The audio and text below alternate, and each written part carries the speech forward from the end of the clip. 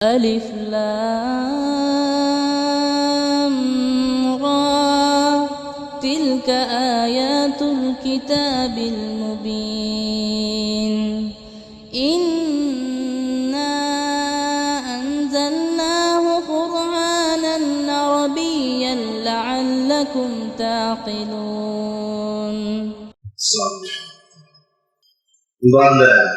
சகோதர சகோதரிகளே, அல்லாஹ்வுடைய பேரருளால் இன்றைய தினம் ஜும்மாவுடைய நல்ல தினத்திலே வல்ல ரஹ்மான் நம் மீது விதியாக்கி இருக்கிற இந்த ஜும்மாவுடைய தொழுகையை நிறைவேற்ற வேண்டும் என்று பேராவலோடு நாம் எல்லாம் இங்கே அமர்ந்திருக்கின்றோம்.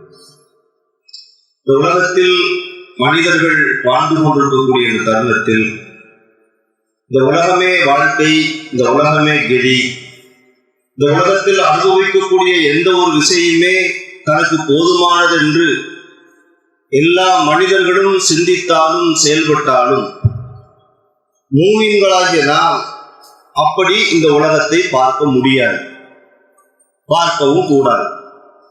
பிற மக்களை, பிற சமுதாயத்தவரை, பிற கொள்கை உடையவர்களை, இன்னபிற சித்தாந்தத்தில் உள்ளவர்கள் எப்படி இந்த உலகத்தை நேசிக்கின்றார்களோ, எப்படி இந்த உலகத்தை விரும்புகின்றார்களோ அதுபோல் விருப்பம் உடையவர்களாக நாம் இருக்கக்கூடாது என்று திருமறை குர்ஆனும் நமக்கு வலியுறுத்துகிறது.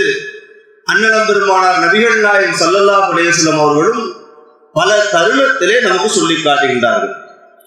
குறிப்பாக நபிகள் நாயகம் சொல்லக்கூடிய ஒரு செய்தி, அத்துன்யா, இந்த உலகம் என்பது சிஜ்னுல் முஃமினீன, நிச்சயமாக மூமின்களுக்கு சிறைச்சாலை. நபிகள் நாயகம் சொல்றாங்க. நேசம் கொண்ட நபி பெருமானார் ஸல்லல்லாஹு அலைஹி வஸல்லம் அவர்கள் இந்த சமுதாயத்திற்கு இடும் அறிவுரை என்ன? இந்த உலகம் உங்களுக்கு சிறைச்சாலை, ஜன்னாத்துல் காஃபிரீன், இறை மறுப்பாளர்களுக்கு சொர்க்கம். யார் சொல்றா? பெருமானார் சொல்றாங்க, அண்ணலார் சொல்றாங்க. இதை என்னைக்காவது நம்ம காது கொடுத்து வாங்கி இதனுடைய உள்ளார்ந்த கருத்துக்களை புரிந்து நபிகள் நாயகம் சொல்லக்கூடிய இந்த சொல்லினுடைய அர்த்தம் என்ன, இதனுடைய நோக்கம் என்ன, ஏன் நபிகள் நாயகம் ஸல்லல்லாஹு அலைஹி வஸல்லம் அவர்கள் மூமின்களுக்கு இந்த உலகத்தை சிறைச்சாலை என்று சொல்ல வேண்டும், இறை மறுப்பாளர்களுக்கு இதை ஜன்னா சொர்க்கம் என்று சொல்ல வேண்டும், அப்படி சொல்வார்கள் என்று சொன்னால் நம்முடைய வாழ்வை நாம் எவ்வாறு அமைத்துக் கொள்ள வேண்டும், நம்முடைய துன்பங்களை, துயரங்களை, இன்னபிற கஷ்டங்களை நாம் எவ்வாறு சகித்துக் கொள்ள வேண்டும், இந்த உலகத்தில் நமக்கு ஏற்படக்கூடிய இன்னல்களுக்கும் துன்பங்களுக்கும் துயரங்களுக்கும் நபி பெருமானார் ஸல்லல்லாஹு அலைஹி வஸல்லம் அவர்கள் சொல்லக்கூடிய தீர்வு என்ன, எதையும் சிந்திக்கிறது, எதையும் பார்க்கிறது இல்லை. அதனால தான் இன்னைக்கு சமுதாயம் இந்த உலகத்தை நோக்கி ஓடுகிறது. ஆகிரத்தை நோக்கி ஓட வேண்டிய சமுதாயம், அல்லாஹ்விற்கு அமல்கள் செய்ய வேண்டிய சமுதாயம், மறுமையை முக்கியமாக கருதி அதற்காக இழப்புகளை சரி செய்ய வேண்டிய சமுதாயம் இன்னைக்கு எதை நோக்கி ஓடுகிறது? உலகத்தை நோக்கி ஓடுகிறது, உலகத்தினுடைய இன்னல்களை நோக்கி ஓடுகிறது, உலகத்தில் உள்ள சுகபோக வாழ்க்கையை நோக்கி ஓடுகிறது. நாமும் அதை பலியாகிறோம். துரதிர்ஷ்டவசமாக அதை கவனிக்க வேண்டிய விஷயம் என்ன தெரியுமா? தௌஹீத்வாதிகள், ஏகத்துவவாதிகள், அல்லாஹ்வுக்கு நாங்கள் எதையும் இணையாக்க மாட்டோம், மறுமை வாழ்வே எங்களது மகத்தான வாழ்வு என்று கொக்கரிக்கிறோமே, நாமும் பல நேரங்களில் மற்றவர்கள் எப்படி இந்த உலகை பார்க்கிறார்களோ அதுபோல் பார்த்து விடுகிறோம். தெரிஞ்சோ தெரியாமலோ நம் மீது திணிக்கப்பட்டு விடுகிறது, அல்லது நாமும் அதற்கு இலக்காகி விடுகிறோம். பல நேரங்களில் சிந்திக்க மறந்து விடுகிறோம். அதனுடைய விளைவாக பல தவறுகளும் நடந்து விடுகிறது. திருமறை குர்ஆனில் அல்லாஹ் சொல்றான், யா அய்யுஹன் நாஸ், மனிதர்களே, ஒட்டுமொத்த மனிதர்களே அல்லாஹ் கூப்பிடுறான். மனிதர்களே, இன்ன வஅதல்லாஹி ஹக், அல்லாஹ்வுடைய வாக்குறுதி உண்மையானது. யார் சொல்றா? அல்லாஹ் சொல்றான். திருமறை குர்ஆனிலே அல்லாஹ் நமக்கு ஒரு அறிவுரையை, ஒரு வாக்குறுதியை, ஒரு செய்தியை சொல்லி காட்டுகின்றார். அல்லாஹ்வுடைய வாக்குறுதி ஒன்று இருக்கப்பா, அந்த வாக்குறுதி என்பது உண்மையானது. அல்லாஹ் சொல்றான். ஏன் சொல்றா தெரியுமா? பொதுவாகவே வாக்குறுதி என்று வந்துவிட்டால் மனிதர்களுடைய வாக்குறுதியை நம்ம பார்ப்போம். பல நேரங்களில் அந்த வாக்கு மீறப்படக்கூடியதாக இருக்கும், அந்த வாக்குறுதி புறக்கணிக்கப்படக்கூடியதாக இருக்கும். ஆகவே அல்லாஹ் சொல்றான், மனிதர்களுடைய வாக்குறுதி போல இதை நீ நினைக்காத, இது என்னுடைய வாக்குறுதி, என்னுடைய அறிவுரை. என்னுடைய அறிவுரை வாக்குறுதி என்பது உண்மையானது, சத்தியமானது. அப்படின்னா அல்லாஹ் என்ன வாக்குறுதி கொடுக்குறான் அதை கேட்கணும்ல, அதை சிந்திக்கணும்ல. அல்லாஹ் சொல்றான், அல்லாஹ்வுடைய வாக்குறுதி உண்மைன்னு சொல்றானே, உண்மையான வாக்குறுதி அல்லாஹ் எதை சொல்றான், எதை பத்தி பேசுறான்? உண்மையான வாக்குறுதி எது தெரியுமா?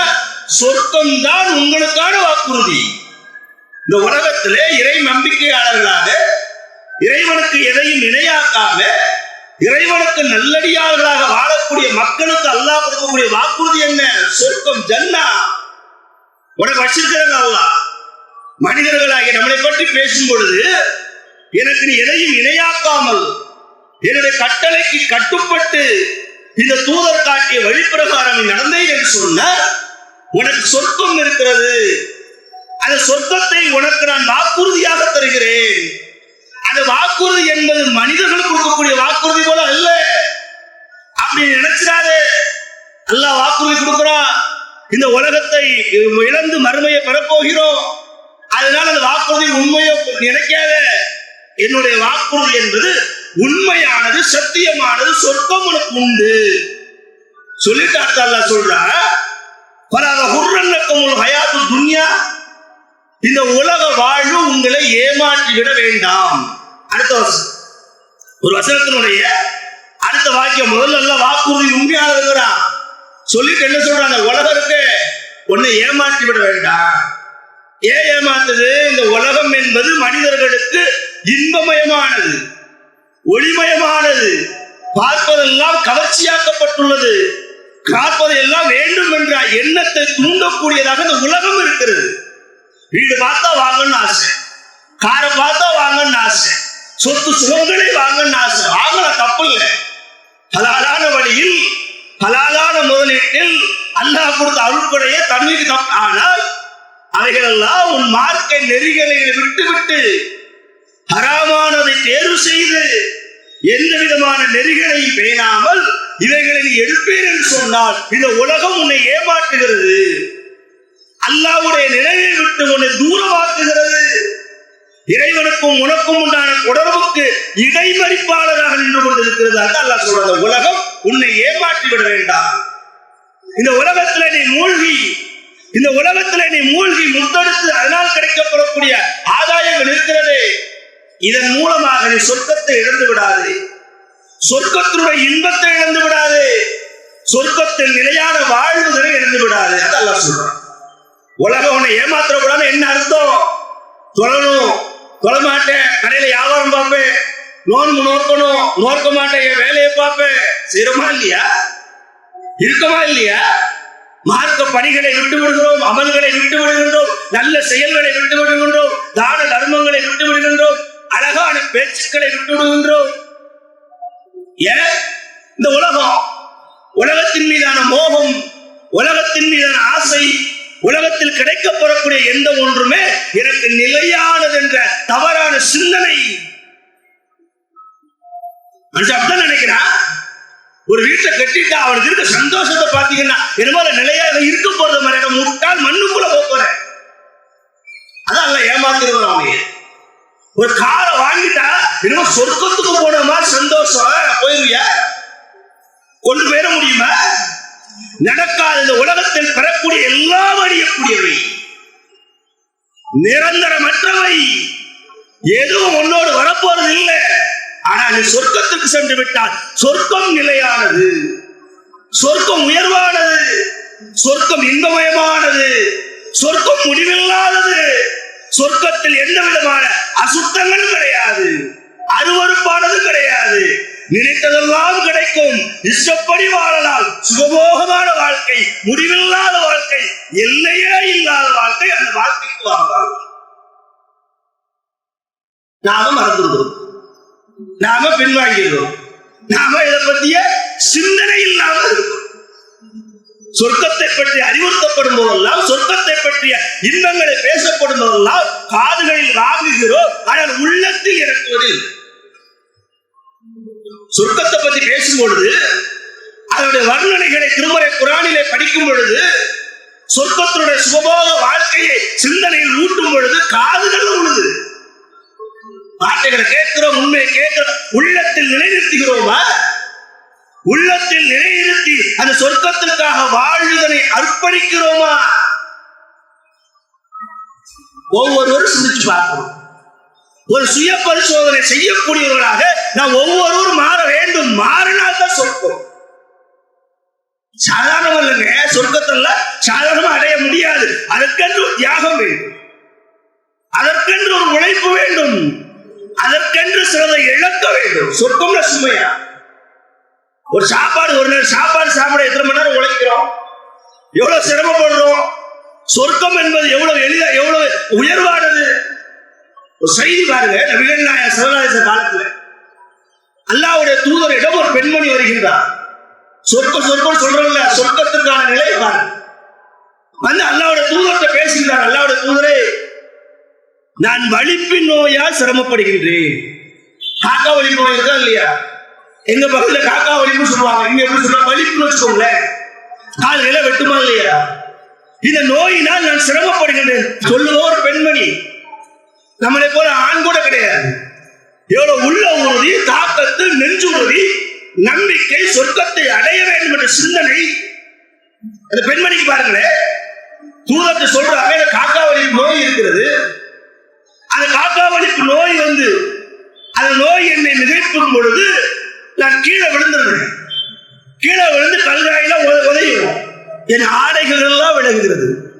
அந்த பெண்மணி சொல்றாங்க, என் ஆடைகள் எல்லாம் விலகுகிறது. இந்த நோயின் காரணமாக நான் மிகுந்த சிரமத்துக்கு ஆளாகின்றேன். ஆகவே அல்லாஹ்வுடைய தூதரே, நீங்க அல்லாஹ்வுடன் துஆ செய்து இந்த நோயிலிருந்து எனக்கு குணம் ஏற்படுத்த பிரார்த்தியுங்களே. நல்ல விஷயம் தானே. நோய் எனக்கு இருந்தா மனிதத்தை போய் பிரார்த்தனை செய்ய சொல்வது, பிரார்த்தனையை வேண்டுவது, அதன் மூலமாக நோய் குணப்படுவது சரிதானே, எல்லாரும் செய்வோம் தானே. ஆனால் ஒரு வித்தியாசம் இருக்கு. என்ன வித்தியாசம் தெரியுமா? எனக்கு ஒரு நோய், நான் உங்களோட பிரார்த்தனை செய்ய சொல்றேன், நீங்களும் எனக்காக பிரார்த்தனை செய்யலாம், தப்பில்ல, மார்க்கத்தை வழிகாட்டல் இருக்கிறது. ஆனால் நீங்கள் பிரார்த்தனை செய்தால் அந்த நோய் குணமாகவும் செய்யலாம், குணமாகாமல் இருக்கவும் செய்யலாம். நம்முடைய பிரார்த்தனைக்கான அளவீடு அல்லாஹ். ஆனா அல்லாஹ்வுடைய தூதருக்கு அல்லாஹ் ஸ்பெஷலா ஒரு அந்தஸ்து கொடுத்துள்ளார். இறை தூதர் அல்லாஹ்விடம் கையேந்தி பிரார்த்தனை செய்தார்கள் சொன்னால் அந்த பிரார்த்தனை திரையின்றி ஏற்றுக்கொள்ளப்படும். எனக்கு பணம் வேண்டி, செல்வ வேண்டி நபிகள் பிரார்த்தனை செய்ய சொன்னோம்னா, நபிகள் அவர் பிரார்த்தனை செய்தா எனக்கு பணம் கொட்டுன்னு கொட்டிவிடும். அப்படி வரலாறு எல்லாம் பார்க்கிறோம். அப்ப இந்த பெண்மணி அல்லாஹ்வுடைய தூதர்கிட்ட சொல்றாங்க, எனக்காக பிரார்த்தனை செய்யுங்களே. நபிகள் நாயகம் ஸல்லல்லாஹு அலைஹி வஸல்லம் அவர்கள் அந்த பெண்மணிக்கு சொல்லும் மறுமொழி என்ன தெரியுமா? நான் நினைத்தால் உனக்காக பிரார்த்தனை செய்யலாம், தப்பில்லை. பெருமானார் ஸல்லல்லாஹு அலைஹி சொல்றாங்க, என் சேத்தி சபர்த்தி, ஒருவேளை நீ பொறுத்து கொண்டால் வழக்கில் ஜன்னா, உனக்கு அல்லாஹ் சொர்க்கத்தை தருவான். நீ நோய்க்காக என்று பிரார்த்தனை செய்ய சொல்றேன், நான் பிரார்த்தனை செய்து நோய் குணமாகும், அது நடக்கும். அது அல்லாம நீ இந்த நோயை பொறுத்து கொண்டாய் என்று சொன்ன, இந்த நோய்க்கு பகரமாக அல்லாஹ் உனக்கு சொர்க்கத்தை தருவான். இந்த உலகத்துல ஏற்படக்கூடிய இன்னல்களை, துன்பங்களை பொறுத்து கொண்டால், சகித்துக் கொண்டால், அதன் மீது ஐயோ இப்படி நடந்துருச்சு, ஐயோ தலைவலி வந்துருச்சு, ஐயோ காய்ச்சல் வந்துருச்சு, ஐயோ குருடா இருக்கிறவன், இப்படி எல்லாம் நினைக்காம வந்துருச்சு, இறைவா உன் புறத்திலிருந்து வந்தது, இதை நீ குணமாக்க நல்லா கேட்கலாம். ஆகவில்லையா? அழகிய பொறுமை, அழகிய சபூர், இது தேவை. நபிகள் நாயகம் வழிகாட்டுறாங்க. காக்கா வலிப்பு நோய் தான், சிரமம்தான், கஷ்டம்தான், இருந்தாலும் இதை பொறுத்து கொண்ட இதற்கு கூலியாக அல்லாஹ் உனக்கு சொர்க்கத்தை தருவான்.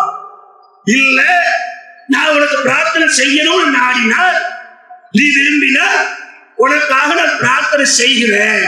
நாமளாக என்ன முடிவு எடுப்போம்? நாமளாக இருந்தா எதை தேர்வு செய்வோம்? 2 ஆப்ஷன். அல்லாஹ்வுடைய தூதர் பிரார்த்தனை செய்தால் நோய் குணமாகும். நோய் என்றால் சின்ன நோய் இல்லை, அதையும் பார்க்கணும்ல. ஒரு காய்ச்சல், மண்டையடி, ஒரு வயிற்று வலி கொஞ்ச நாள் இருக்கும், போயிடும், அப்படி வந்துட்டாலும் பெரிய பாதிப்பு இருக்கு. இந்த மாதிரி நோய் இல்லை. இருக்கக்கூடிய நோயோ மிக கொடுமையான நோய். வலிப்பு வரக்கூடிய சிச்சுவேஷன் எல்லாருக்கும் தெரியும். அந்த நோய் உள்ளவர்கள் ஆறு குளத்துல குளிக்க முடியாது, வாகனங்களை ஓட்ட முடியாது. ஏன்? எந்த நேரம் வருதுன்னு தெரியாது. வாகனம் ஓட்டி கொண்டிருக்கும் போது வலிப்பு வந்துட்டுனா அப்படி வாகனம் கீழே விழுந்துடும். குளித்து கொண்டிருக்கும் போது வலிப்பு, அவ்வளவுதான். ஏன்? எப்ப வரும், ஏன் வரும், வந்தால் அவருக்கு சுய உணர்வு இருக்காது. இப்படி பல நிலைக்கு ஆள்படுத்த விடுவார். கடுமையான நோய், கொடிய நோய். பெருமான சொல்லுகின்றாங்க, கடுமையான நோய் தான். பொறுத்துக்குறியா? பொறுத்து கொண்ட ஜன்னா இருக்கு, சொர்க்கம் இருக்கு. நாம் என்ன நீர் கொடுப்போம்? அல்லாஹ்வுடைய தூதரே, சொர்க்கத்துக்கு போறது ரெண்டாவது இருக்கட்டும், அது மரணத்துக்கு பிறகு பார்த்துக் கொள்வோம். ஆனா இந்த உலகத்துல நான் வாழும் பொழுது நோயோட வாழ முடியாது. இந்த கஷ்டத்தை என்னால சகிக்க முடியாது. எனக்கு துவா செஞ்சு இந்த கஷ்டத்தை மீட்டுங்க, இப்படிதான் கேட்போம். கேட்கக்கூடியவர்களாகத்தான் வாழ்றோம். அப்படி ஒரு மனநிலையில் தான் நான் உருவாகி இருக்கணும். இதான உண்மை, இதான யதார்த்தம். ஆனா அன்னலாருடைய பாசறையில் வளர்ந்த சகாபிய தோழியர்கள், ஒரு ஆம்பளை கூட கிடையாது, பெண். ஆணாக இருந்தால் கூட மான விஷயத்துல ஆணுக்கும் பெண்ணுக்கும் ஒரு வித்தியாசம் இருக்கு. இந்த பெண்ணுக்கு ஆடை வேற விலகுகிறது. ஆடை விலகினால் மானம் வெளியேறும். பெண்களுக்கு மானம் வெளியேறுவது என்பது மிகப்பெரிய ஒரு கொடுமை. ஆண்களை விட பெண்கள் அந்த விஷயத்துல கடுமையாக இருப்பாங்க. அது கற்புள்ள பெண்கள், கற்பில்லாத பெண்களை பத்தி பேச வேண்டாம். அவர்களுக்கு நோய் இல்லாவிட்டால் கூட ஆடையை விலக்கி விட்டு தான் அடைகின்றார்கள். அவர்களை பற்றி பேசுற கற்புடைய பெண்கள் கற்ப உயர்வா நினைப்பாங்கல்ல, கற்ப உயிரை விட மேலாக நினைப்பாங்கல்ல. இந்த நோய் வந்து கீழே விழுந்தால் ஆடை விளைவிச்சு நான் கற்பு வெளியேறுது. நபிகள் சொல்றாங்க, பொறுத்துக் கொள்ளுமா, இந்த நோயை நீ சகித்துக் கொள்ளுமா, இதற்கு உனக்கு சொர்க்கம் இருக்கிற கூலி இருக்குமா? இந்த பெண்மணி சொல்லுகின்றார், அல்லாஹ்வுடைய தூதரே, இதை பொறுத்துக் கொண்டால் நான் சொர்க்கமா? அவர் சொன்னார், அஸ்பிரு, அப்படி என்றால் நான் பொறுத்துக் கொள்கின்றேன். எவ்வளவு பெரிய விஷயம் பாருங்க. நமக்கும் அவர்களுக்குமான விஷயம் மலைக்கும் மடுவுக்குமான வித்தியாசமாக இருக்கு. நான் வாழ்றோமே, நாம் இந்த உலகத்தை அனுபவிக்கிறோமே, நாம் சில விஷயங்களை எதிர்பார்க்கிறோமே. நமக்கும் நபித்தோழர்களுக்கும், நமக்கும் நபி தோழியர்களுக்குள்ள வித்தியாசம் என்ன? மலைக்கும் மடுவுக்குமான வித்தியாசம். மிகப்பெரிய கஷ்டம், மிகப்பெரிய சோதனை. ஈஸியா சொல்றாங்க, நான் பொறுத்துக் கொள்கின்றேன், இந்த நோயோட வாழ்கிறேன் சொல்லி அடுத்து நபிகள் சொன்னாங்க, எல்லாருக்கும் இந்த நோய் எனக்கு குணமாகட்டும் பரவாயில்ல, வலிப்பு நோய் இருக்கட்டும், இருந்தாலும் நான் வலிப்பு வந்து கீழே விடும் பொழுது என் ஆடைகள் எல்லாம் விலகிறதா இல்லையா, என் மானம் எல்லாம் போகுதா இல்லையா, அதுக்காக மட்டும் நீங்க அல்லாஹ்வை துஆ செய்யுங்க. அது நோய் வரும் பொழுது என் ஆடை விலகாமல் இருக்கட்டும். நோயை பத்தி கூட கவலை இல்லை, நோயினால கஷ்டத்தை பத்தி கூட கவலை இல்லை, மானத்தை பத்தி கவலை கொள்கிறார்கள். மானத்தின் மீது சிரமப்படுகின்றார்கள். வெட்கம் வெளியேறிவிடக் கூடாது, மானம் வெளியேறிவிடக் கூடாது, கற்புள்ள பெண்ணாக வாழ வேண்டும் என்று சஹாபிய பெண்மணிகள் ஆசைப்பட்டார். நம்ம சமுதாயத்தில் நீங்க பார்க்கணும், டிக்டாக்ல ஒரு ஆகாரம் பெண்களுக்கு ஆகலாம் இல்லையா? மானத்திற்காக, வெட்கத்திற்காக மான வெளியேறிவிடக் கூடாது, நோயினுடைய கொடுமையை தாங்கிக் கொள்வேன், அது எனக்கு பிரச்சனை இல்லை. எனக்கு வெட்கம் தெரியுது, மானம் தெரியுது, நான் கீழே விழுந்தாலும் என் ஆடை விலகக்கூடாது, அதற்காக நீங்கள் பிரார்த்தனை செய்யுங்கள். சமுதாய பெண்கள்கிட்ட எல்லாரும் இல்ல, 100% இல்ல, ஓரளவுக்கு இருக்கு. ஆனாலும் சில பெண்மணிகள் சமுதாயத்தில் வெக்கம்னா என்னன்னு கேட்கிறார், மானம் என்றால் என்னன்னு கேட்கிறார். அதான் வீடியோல டிவில பாக்குறோமே, டிக்டாக் அது இது. இந்த பெண்மணி சொல்லுகின்றார், என் நோய் பெரிதல்ல, என் நோயை நான் சகித்துக் கொள்க, பொறுத்துக் கொள்க, சொர்க்கம் கிடைக்கும் என்று சொன்னால் இந்த நோயோடு நான் வாழ்கிறேன். நாம இருக்கிறோமா? அதுதான் எதுக்கு சொல்லப்படுது? 1500 வருஷத்துக்கு மட்டும் வாழ்ந்த செய்தி எதுக்கு நம்ம படிப்பிக்கப்படுகிறது? சின்ன சோதனை வந்தா போதும், சின்ன கஷ்டம் வந்தா போதும், சின்ன துன்பம் வந்தா போதும், சின்ன நோய் நொடி வந்தா போதும், உடனே தற்காப்பு, உடனே தாயத்தை கட்டு, உடனே ஆலிம் சாட்டை ஓதிப்பாரு, உடனே அங்க ஓடு. இதெல்லாம் தாண்டி இன்னும் சில நோயினுடைய வீதியை தாங்க முடியாம, அல்லாவுக்கு கண் இருக்கா, அல்லாவுக்கு காது இருக்கா, அல்லாவுக்கு கருணை இருக்கா? என்னமோ இவனுக்கு இருக்கிற மாதிரி பழக்கப்படுத்தி இருக்கின்றார்கள். எப்படி பழக்கப்பட்ட சமுதாயம் இருக்கிறதோ அதுபோல் நாம் சொல்லக்கூடாது. சகோதரர்களே, செழித்துக் கொள்ளும். நோய் ஏற்படுதா, துன்பம் ஏற்படுதா, இழப்புகள் ஏற்படுதா, அவமானங்கள் ஏற்படுதா, தொல்லைகள் ஏற்படுதா, தாக்குதல்கள் நிகழ்த்தப்படுகிறதா, ஊரை விட்டு விரட்டப்படுகின்றோமா, கைது செய்யப்பட்டோமா, எல்லாவற்றையும் நிறுவி ஓட்டாண்டியாக தெருவில் நிறுத்தப்பட்டோமா, இறைவா இவை அனைத்தும் உன் புறத்தில் இருந்து வந்தது. நான் அழகிய பொறுமையை மேற்கொள்கின்றேன், எனக்கு நீ உதவி செய். அல்லாஹ் நம்முடைய உள்ள உறுதியை எப்போது விட்டுவிடக் கூடாது. அல்லாஹ் உனக்காக, அல்லாஹ் எல்லாம் உன் புறத்திலிருந்து வந்தது, நீ ஏற்படுத்துறது. நான் அழகிய பொறுமையை மேற்கொள்றேன். அப்பதான் சொர்க்கம் கிடைக்கும். சொர்க்கம்னா பணம் காசு கொடுத்து சொர்க்கத்துல வாங்க முடியாது. நிறைய பேர் நினைச்சுக்கிட்டு நிறைய பணம் இருக்கு, கோடி கோடியா சேர்த்து வச்சிருக்கிறேனே, தோப்பு துறவுன்னு ஊர் பூரா வச்சிருந்தா சொர்க்கத்தை வாங்கிருவியா? சொர்க்கத்து உள்ள போயிருவியா? சொர்க்கம் உனக்கு பட்டா பாட்டு கொடுக்கப்பட்டிருக்க கிடையாது. அடைய முடியாது, அடைவதற்கான வாய்ப்பும் இல்லை. சொர்க்கத்தை அடைய வேண்டும் என்று சொன்னால் அழகிய பொறுமையை நீ மேற்கொள்ள வேண்டும். அது மட்டுமல்ல, இன்னும் நபித்தோழர்கள் எப்படி இருந்தாங்கன்னு பாருங்க. உஹது யுத்தம் மிக கடுமையாக நடந்து கொண்டிருக்கிறது. பத்ர் யுத்தத்தை போல உஹது யுத்தம் இல்ல. உஹது யுத்தம் என்பது முஸ்லிம்களுக்கு கொஞ்சம் பின்னடைவை ஏற்படுத்தக்கூடிய யுத்தம். உஹது யுத்தம் நடந்து கொண்டிருக்கக்கூடிய வேளையில் நபிகள் நாயகம் ஸல்லல்லாஹு அலைஹி வஸல்லம் அவர்கள் இது போன்று நபித்தோழரோட போர் செய்ய வந்திருப்பாங்களா இல்லையா? அவரிடம் பேசிக் கொண்டிருக்கின்றார், உரை நிகழ்த்தி கொண்டிருக்கின்றார். பல செய்திகளை பேசிக் கொண்டிருக்கும் பொழுது ஒரு மனிதர் பேரித்தம்பழத்தை சாப்பிட்டுக் கொண்டிருக்கிறார். ஒரு கூட்டம் போர் செய்யும், ஒரு கூட்டம் தொழும், ஒரு கூட்டம் சாப்பாடாக்கும், ஒரு கூட்டம் சாப்பிடும். இவங்க நமக்கு போருக்கு போவாங்க, போர் செய்துக்கிட்டு நம்ம பின்னால் வருவாங்க. போர்னா அப்படிதான் இருக்கும். பல நாட்கள் நடக்கும், பல மாதங்கள் நடக்கும். ஒரு கூட்டம் போர் செய்யும், ஒரு கூட்டம் வெளியே வரும், திரும்ப உள்ள போவாங்க. ஒட்டினாக இருந்து கொண்டே இருக்கும். அப்ப நபிகளார் பெருமானார் ஸல்லல்லாஹு அலைஹி வஸல்லம் அவர்கள் அந்த மக்கள் மத்தியிலே உரை நிகழ்த்திக் கொண்டிருக்கும் பொழுது பேரித்தம்பழத்தை பசிக்காக சாப்பிட்டுக் கொண்டிருந்தவர். பெரிய பிரியாணிலாம் பொங்கல, அண்டால ஆக்கல, நெய்ச்சோறு தேங்காய் சோறுலாம் கிடையாது. போருக்கு போனவங்களுக்கு பேரித்தம்பழம் தான் உணவு, ஒட்டகத்தினுடைய பால் தான் உணவு. இது போன்ற உணவுகளை உண்டு கொண்டிருக்கும் பேரித்தம்பழத்தை கையில வச்சு நம்ம நிலக்கடலை சாப்பிடுவோமா இல்லையா? கையில வச்சு ஒரு உணவு எடுத்து சாப்பிடுவோமா இல்லையா? இது போல பேரித்தம்பழத்தை சாப்பிட்டுக் கொண்டிருக்கிறார். நபிகள் நாயகம் உரை நிகழ்த்திக் கொண்டிருக்கக்கூடிய அந்த நேரத்தில் அல்லாஹ்வுடைய தூதரிடம் அந்த மனிதர் போய் கேட்கின்றார்,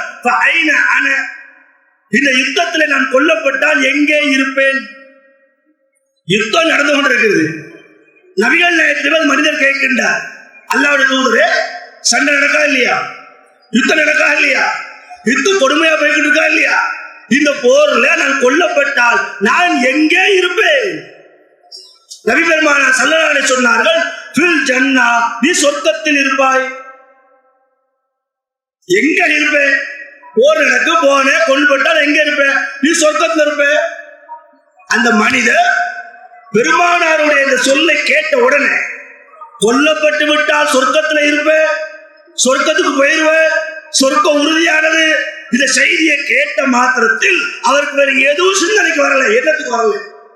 சொர்க்கத்துக்கு போயிருவோமா, சொர்க்கம் கிடைச்சிருமா?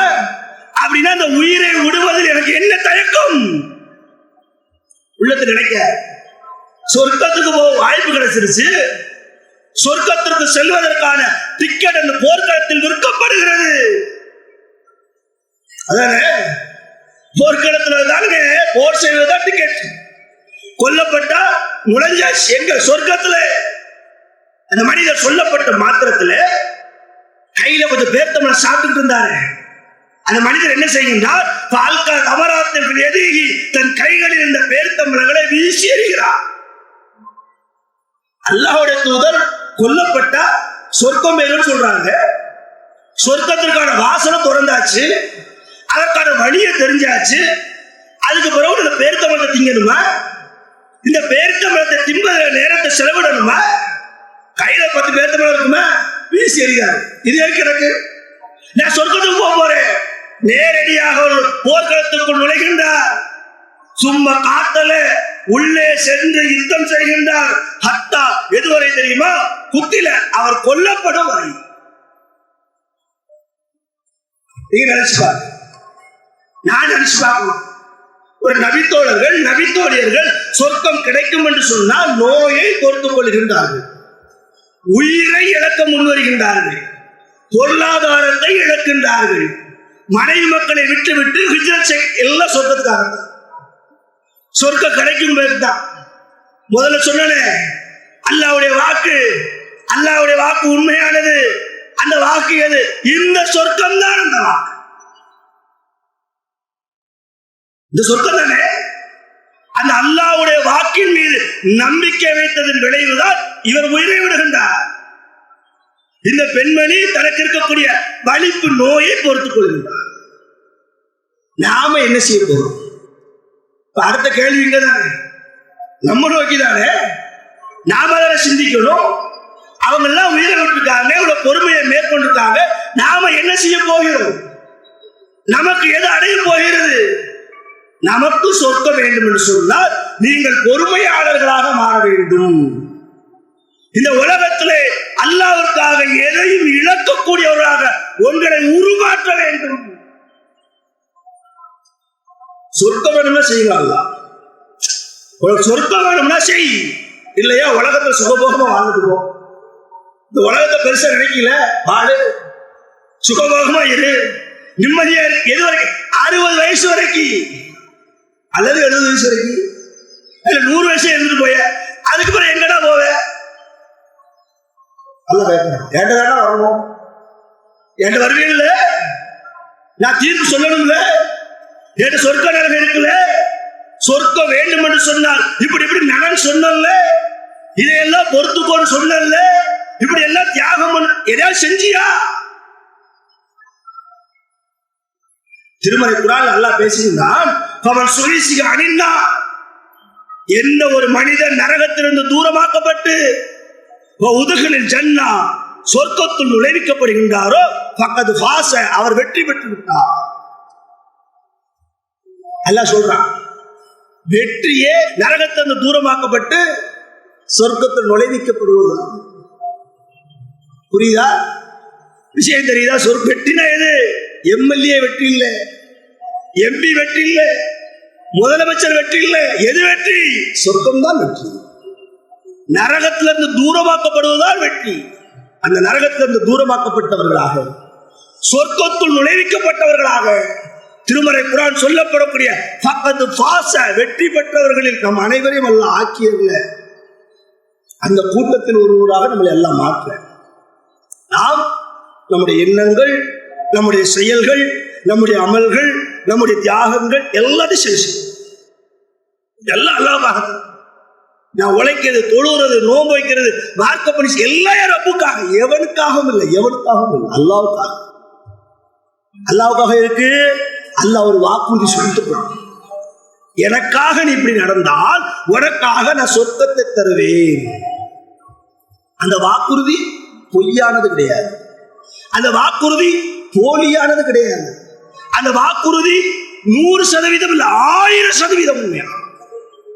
அப்பேற்பட்ட அல்லாஹ்வுடைய வாக்குறுதியை நம்பி அவனுக்காக அனைத்தையும் சகித்துக் கொண்டு அனைத்தையும் பொறுத்துக் கொண்டு மறுமைக்கு பலனளிக்கக்கூடிய சொர்க்கத்தில் நம்மை கொண்டு சேர்க்கக்கூடிய நல்ல அமல்களை செய்யக்கூடியவர்களாக நம் அனைவரையும் அல்லாஹ் ஆக்கி அருள வேண்டும் என்று